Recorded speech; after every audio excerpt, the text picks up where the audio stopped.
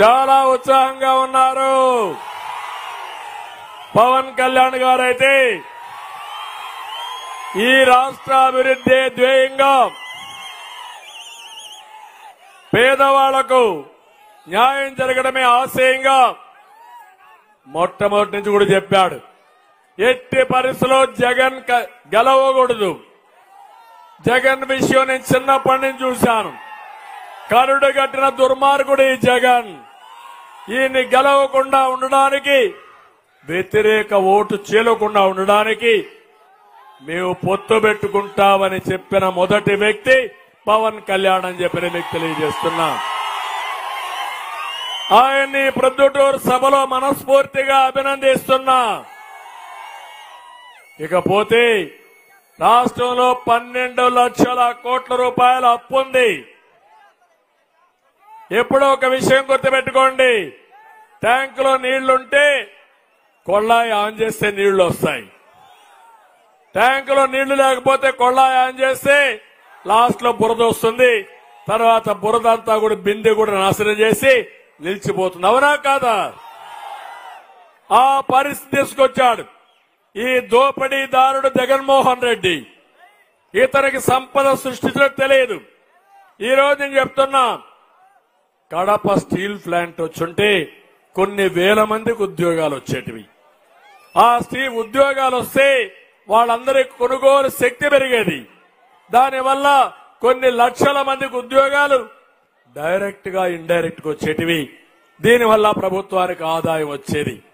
అదే నేను చేశాను. కియా మోటార్స్ ని చేశాను. ఒకే 5 సంవత్సరాల్లో నీళ్లు లేవంటే గొల్లపల్లి రిజర్వాయర్ కట్టి నీళ్లు ఇచ్చి కియా మోటార్ తీసుకొచ్చి నేనే దానికి ఇనాగరేషన్ చేశాను. ఈ రోజు ఆ కార్లు చూస్తే 12 లక్షల కార్లు, కరువు సీమలో తయారైన కార్లు ప్రపంచంలో పరిగెత్తున్నాయంటే అది తెలుగుదేశం పార్టీ విజన్. తమ్ముళ్ళు మీరు చెప్పాలి. ఇప్పుడు నా బ్రాండ్ కియా మోటార్ తేవడం, జగన్మోహన్ రెడ్డి బ్రాండ్ వేసిన స్టీల్ ప్లాంట్ కే మళ్ళా ఫౌండేషన్ వేయడం, ప్రజల్ని మోసం చేయడం, పరిశ్రమలను తరిమేయడం.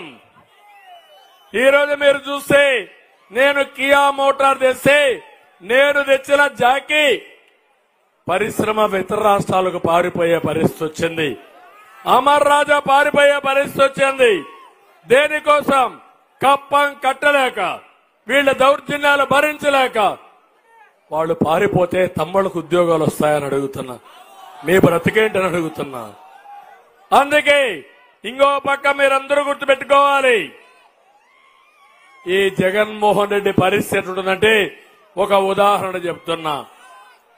సీమ గతిని మార్చేది నీళ్లు, విద్య, పరిశ్రమలు, మౌలిక సదుపాయాలు.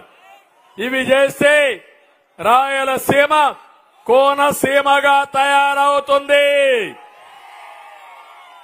కోనసీమ కంటే మిన్నగా తయారవుతుంది. ఎందుకు ఈ మాట వాడుతున్నానంటే కోనసీమలో ఒక కొబ్బరి చెట్లే వస్తాయి, లేకపోతే వరి పండుతుంది, కొన్ని వాణిజ్య పంటలే వస్తాయి. రాయలసీమలో పండని పంట లేదు. ఒక్క అరటి వేసుకుంటే, ఒక చీని వేసుకుంటే, కూరగాయలు పండిస్తే సిర్లు పండే భూములు ఉన్నాయి, పండించే రైతాంగం ఉంది. దానికి నీళ్లు అవసరం. నేను అడుగుతున్నా, జగన్మోహన్ రెడ్డికి నీటి విలువ తెలుసా తమ్ముళ్ళు అని మిమ్మల్ని అడుగుతున్నా. ప్రాజెక్టుల గురించి తెలుసా అని మిమ్మల్ని అడుగుతున్నా. ఎప్పుడన్నా తెలుసుకునే ప్రయత్నం చేశాడా అని మిమ్మల్ని అడుగుతున్నా. నేను అడుగుతున్నా, శ్రీశైలం ఎక్కడుందో ఇది తెలుసా అని అడుగుతున్నా.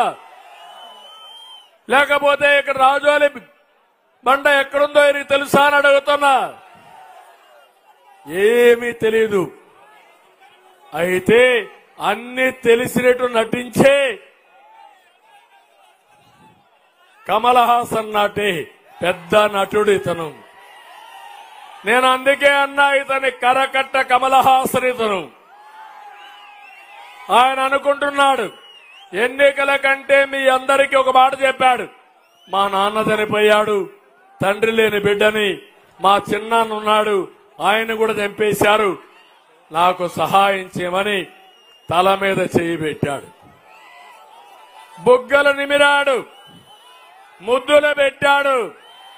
మీరు ఐస్ అయిపోయారు. ఏదో చేసేస్తాడని ఊహాగానాలకు వెళ్లిపోయారు. మంచి సమయాన్ని పోగొట్టుకున్నాం. ఇప్పుడు మీకు వాస్తవాలు వచ్చే పరిస్థితి వచ్చింది.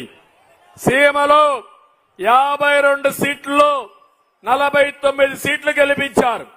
ఎప్పుడైనా ఒక్క రోజైనా సరే ఈ ప్రజలు నా మీద ఇంత నమ్మకం పెట్టుకున్నారు, వీళ్ల పరిస్థితి ఏంటి, ఎంతమందికి ఉద్యోగాలు ఇచ్చాను, ఎన్ని ఎకరాలకు నీళ్లు ఇచ్చాను, ఏ రోడ్డు వేశాను, ఏ మంచి చేశానని ఒక్కరోజు ఆలోచించాడా తమ్ముళ్ళు అని మిమ్మల్ని అడుగుతున్నా. ఎంచోపైన ఏం ఆలోచించాడు? అవినాష్ రెడ్డిని